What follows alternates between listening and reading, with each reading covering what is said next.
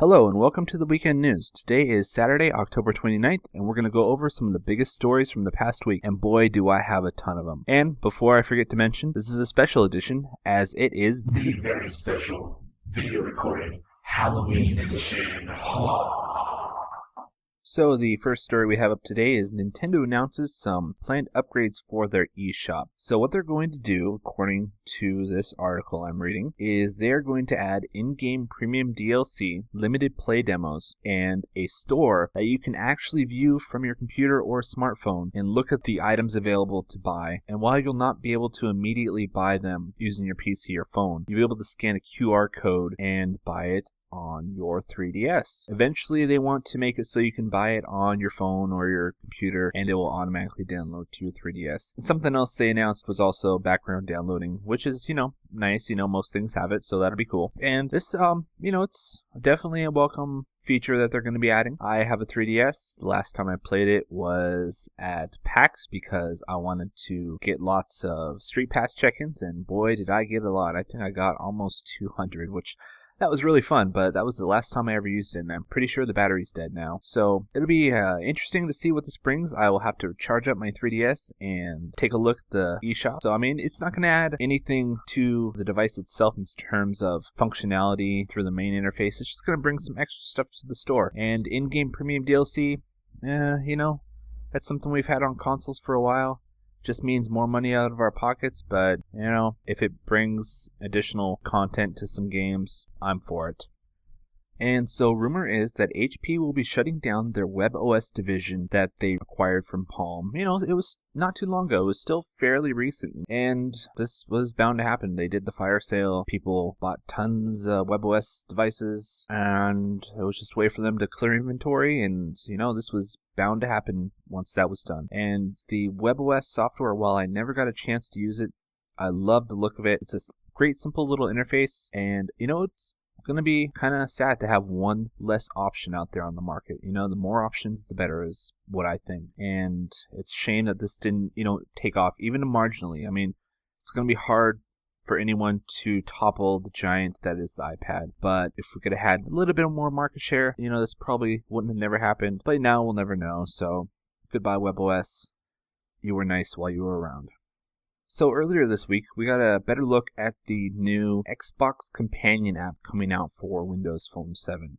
There was some video released by Microsoft that showed the application, showed them using it in an example situation, and showing the Xbox responding to those commands. So that's, definitely something to look forward to for those that have a Windows Phone 7 phone. It's, I think it'll be, probably a novelty item. I don't see a huge use of it. I think it will be handy when you don't have your controller next to you, but I would say most of us that have an Xbox probably have our controller fairly close. But I will definitely be looking forward to trying it and, sharing it on this channel once they release the application.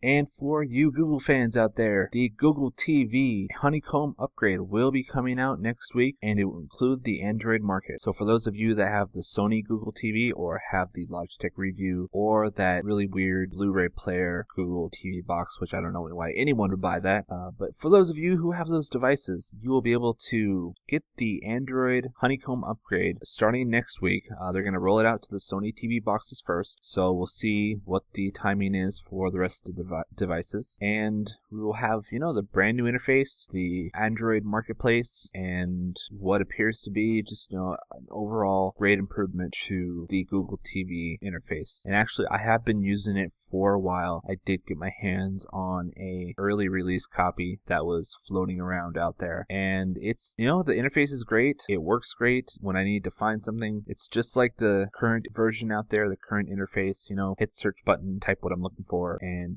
pops up on the screen. In fact, this logo you see behind me, that's pulled up using Chrome on the Google TV box.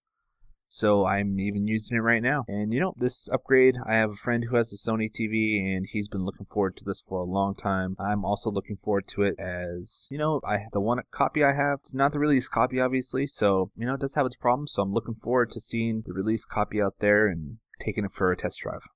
And just a quick message on Redbox. Redbox has announced that their $1 a day DVD rentals are going to change to $1.20 a day starting October 31st. So if you're a Redbox user, watch out. You may, or actually you will be paying 20 cents more a night. And this next item is what I'm going to call the coolest niche product of the year. Some of the people who worked on the iPod have revealed the Nest thermostat, and it's what they call a learning thermostat. It learns when you turn the temp up, when you turn the temp down, what times you do it, and it will start doing it for you. And it's really cool. I would love to have one of these, but I'm in an apartment and I'm not too sure how happy they'd be if I started messing with the thermostats. Also, it is $250, so it's not exactly a cheap thermostat. It does have Wi-Fi built in, so you can control it remotely from your iOS device, and it's just cool. I love the fact that someone came up with this. It's, completely different than most thermostats out there. I know there are remote controllable thermostats out there, but this is definitely the coolest looking of all of them. It's obviously also the nicest designed one out there, and someone may be getting this as a Christmas present from me this year, just so I can install it in their house and, see how it works.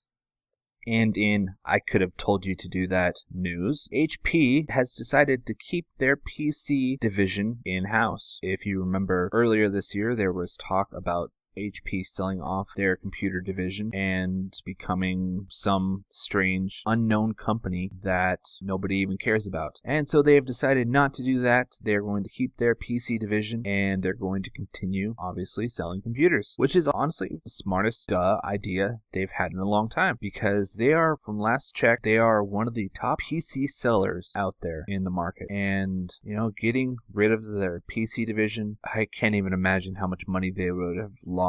How much potential money they would have lost. It just seems insane. But yes, good job, HP. Nice job changing your mind.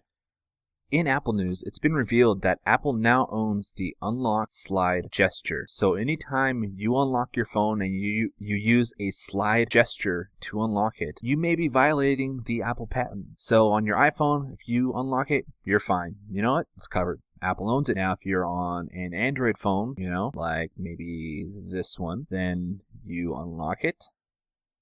You just violated their patent. Or what about a Windows phone? So you take that, you unlock it. Whoops, you're screwed. Well, not really. I mean, obviously, they're not going to sue consumers. That would be the dumbest move ever, even though some companies, do that, and that is really dumb. But anyways, who knows what's going to happen? I mean, Apple could go after companies. They could go after Android, could go after Microsoft. I don't really know. We'll see, that I'm sure that would be huge news if Apple actually decides to do that. What would their outcome be? What would they want? I'm guessing royalties. I don't think they would go and try to take other operating systems off the market. I think they would just, want to cut, kind of like Microsoft takes a huge cut of each Android phone sold. Apple may want the same, but we will see what happens. We'll see if Apple decides to do anything with this. We'll see if any licensing agreements happen, and it won't happen anytime soon, but when it does, we'll definitely cover it. In Spotify-related news, Spotify comes out on a device that is not Windows Phone 7. That's right, Spotify has come out on the Nokia N9 device, which uses the MeeGo operating system. Now, I've talked about this pretty sure every weekend news that I have done so far. Spotify has come out with an application on various devices that aren't Windows Phone 7. Everything but WP7. And here we go. Another week, another device, no Windows Phone 7. Honestly, I don't even know what to say this week. Last week I was annoyed. This week they're rubbing it in my face. I just don't know what to say. Why even care when you have me? Who said that? Who's there? It's me, your new iPhone 4S. With me, you don't need to wait for an application to come out on the market, because I already have it.